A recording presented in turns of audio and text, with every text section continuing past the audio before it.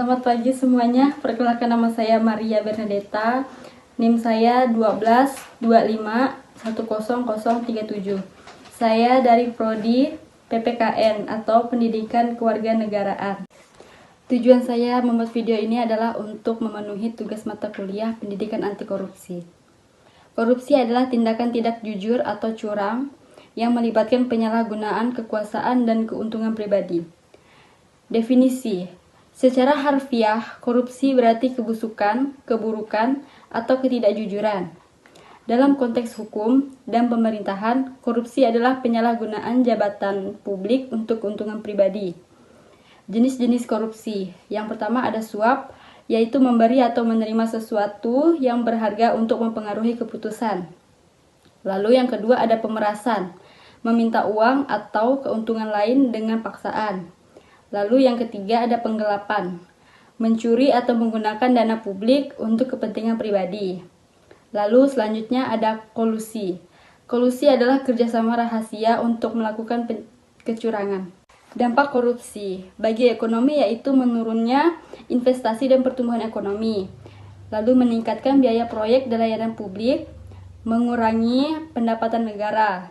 Lalu dampak korupsi menurut sosial, meningkatkan ketidaksetaraan dalam kemiskinan.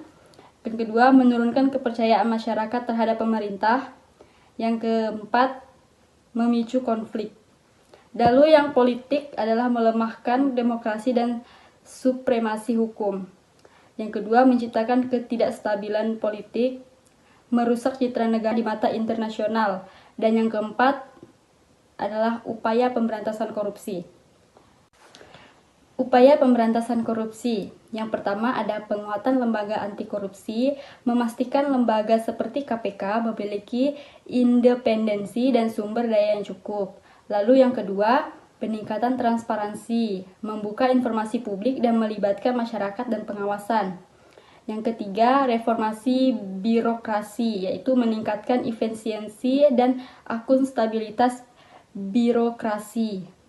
Pendidikan anti korupsi, menanamkan nilai-nilai anti korupsi sejak dini, penegakan hukum yang tegas, menindak pelaku korupsi tanpa pandang bulu. Contoh korupsi, yang pertama adalah kasus suap. Seorang pejabat menerima suap untuk memenangkan perusahaan tertentu dalam tender proyek pemerintah. Yang kedua, kasus penggelapan. Seorang bendahara mencuri dana kas daerah untuk kepentingan pribadi. Lalu yang ketiga, kasus kolusi. Beberapa pengusaha bersekongkol untuk mengatur harga dalam proyek pemerintah.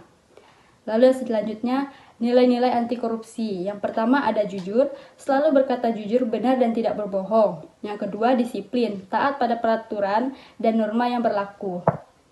Lalu yang selanjutnya ada tanggung jawab, yaitu melaksanakan tugas dengan sebaik-baiknya dan siap menanggung akibatnya. Lalu kerja keras, berusaha semaksimal mungkin untuk mencapai tujuan.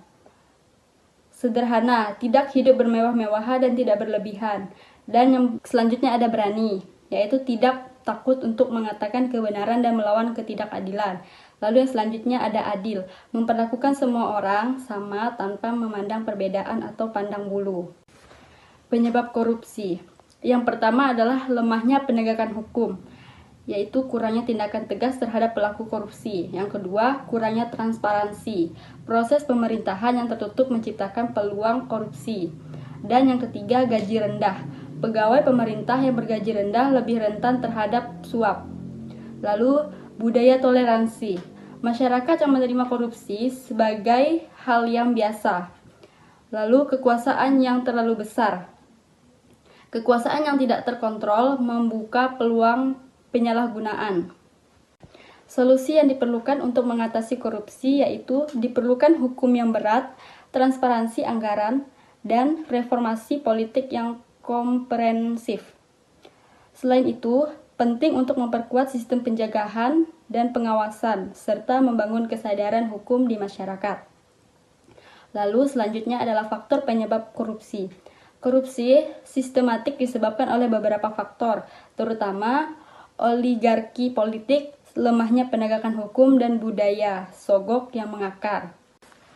Upaya pemberantasan korupsi. Upaya untuk mengatasi korupsi di Indonesia telah dimulai sejak 1950-an dengan pembentukan lembaga seperti Ombudsman dan Komisi Audit Aset Negara.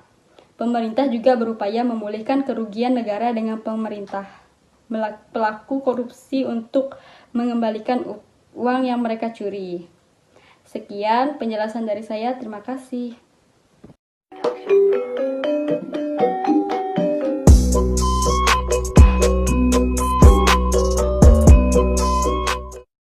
Thanks for watching. Please subscribe.